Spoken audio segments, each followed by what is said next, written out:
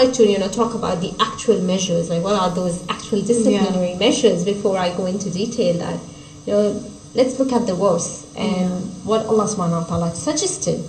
And it's those women on whose part you fear disobedience. 3 measures are recommended. You know, advise them first, leave them alone in bed, and hit them. Okay. You know, it's simple, like advise them means explaining the rule of Allah subhanahu wa ta'ala and encourage her to be obedient. Okay. And warn her against disobedience. And if it produces the desired result, then all well and all good. But if it doesn't, then the other measure which he can use, as husband can, you know, refuse to share the bed with her and not being intimate with her or by not sleeping. And if this doesn't work and it does not bring the desired effect, then the 3rd measure, which is permitted, I want to make this point very clear that he is permitted, not obliged here or not encouraged, but he's permitted to hit her. So how do we understand this? SubhanAllah, that's what a beautiful, you know, the blessing from Allah subhanahu wa ta'ala. That he said not to take all the steps, you know, at one time. It is one after the other. But before, you know, I directly want to elaborate on what that, you know, that part is. What is the 3rd option? All right, thank you very much. Peace of Christ to all. As you see, she is describing beating a wife as something beautiful. First of all, Muslims always, they lie to us when they read their Quran. She said that you have to go three stages. First, you admonish her. Second, you stop sleeping with her. Third, you beat her. The fact it doesn't say that in the Quran. Muslims are a bunch of liars as usual. This is the Quran in front of us, and I challenge the Muslim to show me where is the word first and where is the word second and where is the word third. But for sure they can lie to you in the translation because they assume that you are ignorant when it's come to their book, especially it is written in Arabic. And any knowledge you are going to earn is going to be about what is given to you in a translation. So now if we go to the Quran, chapter 4, verse number 34, you will see clearly that it doesn't say any of what she's saying about scourging first, admonishing first, and etc. You know, all of this is just a pure lie. Let us make it clear for you guys so you can read it with us and we can show you how Muslims fabricate stories. If you read with me here in the verse, it says,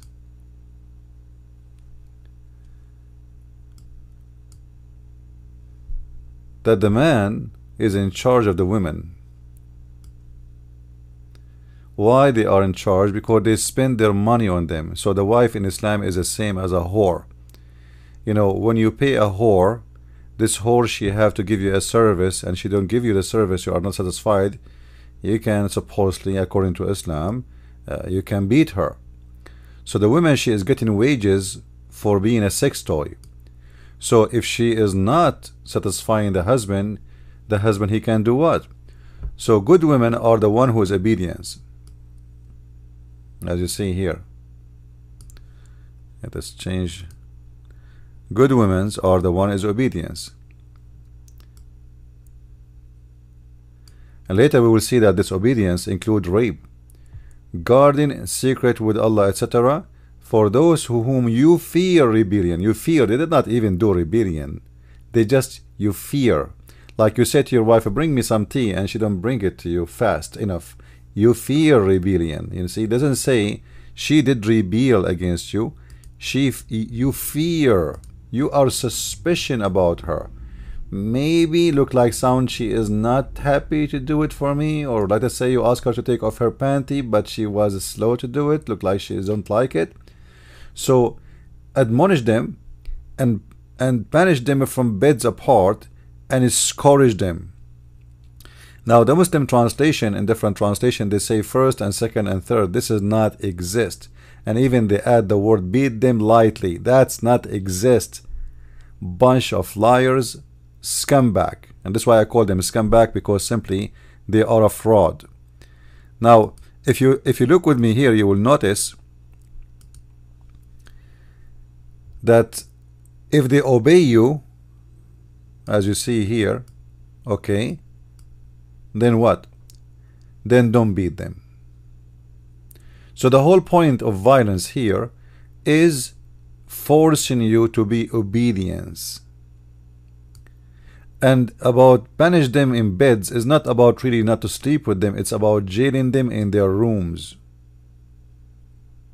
وَهْجُرُوهُنَّ فِي الْمَضَاجِعِ, leave them in their rooms. So the punishment is as the following: you give her a warning as you wish, or and don't sleep with them, same time jail them in their rooms. And if you want, you can still sleep with them, but jail them in the room. Number 3, scourge them, beat them. And then if they obey you, then seek not against them. Actually, the story here is coming from many sources of Islamic source. It's about rape. You know, Muhammad, he created a rule that if a Muslim woman, she divorced her husband 3 times, her husband divorced her, sorry, 3 times, she is not the one who divorced him, poor woman, she cannot get back to her old husband unless she go and taste the juice of other man. So we will see here in the story, if we look in the hadith, a story of a woman. Her name is Sahla bint Suhail. Sorry, her name, what her name? I forgot, not Sahla. Anyway, the wife of a man who was divorced, and then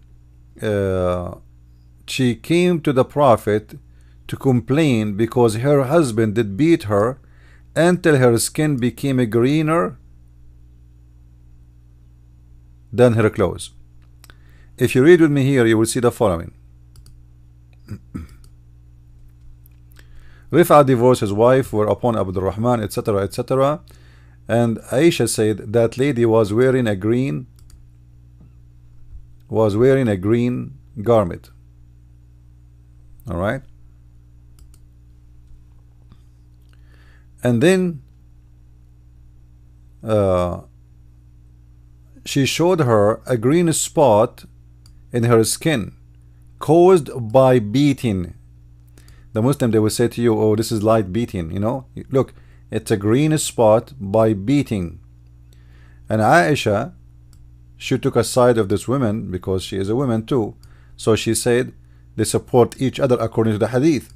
So when Allah Messenger came, Aisha said, I have not seen any women suffering as much as believing women, which means Aisha, she is announcing clear words that Muslim women, no one suffer as much as they do. Look, her skin is greener than her clothes. Her skin is greener than her clothes. That is a severe beating. And this for sure, those spots will stay there for the coming 2 months at least. Then Abdul Rahman, the husband who did beat this woman, follow her when he heard that she is coming to meet Muhammad. So when he came, Muhammad, he asked, you know, he is supposedly the judge, right? So he asked about what happened. The man, he said to him, this woman, she don't want to sleep with me. All right? She don't want to sleep with me. She said, by Allah, I have done no wrong to him. He is impotent and he is useless to me as this. So this woman, she claimed that this person, he is sexually as unable to do it, holding and showing her garment. Abdul Rahman said, by Allah, O Allah Messenger, she told a lie. I am very strong, I can satisfy her, but she disobedient and want to go back to Raf'a. So the story behind this story is that this woman accused by this man, She wanna go back to her old husband and she don't like him. And obviously she did marry him not because she liked him, but because Muhammad created a rule that she cannot go back to her husband unless she sleep with someone else, which is very disgusting rule Muhammad he came with.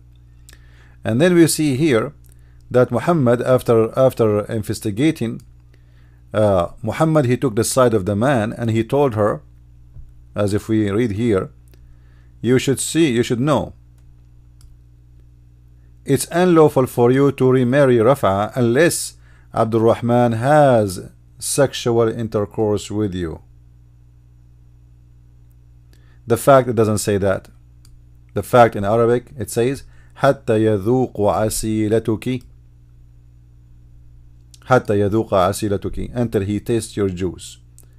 The Muslim they translate it as sexual intercourse. Well, for sure it is sexual intercourse, but it's about tasting her juice. Very dirty language. So according to the translation, until he have sexual intercourse with you. And then Muhammad he took the side of the man and he made no punishment, and then he gave a verse of the Quran saying that men are in charge of women so they can beat the hell of them. Why they can beat the hell of them? Because they spend their money and their property on them. So if a man he spends some money on you, you became his whore according to Islam. And for sure she was saying in the video, I mean, how beautiful it is. You see how beautiful it is? It's so beautiful that Allah he made Muslim women equal to a whore.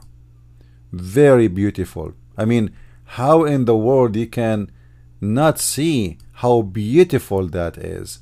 What's wrong with you people? It is so beautiful. Hear it again.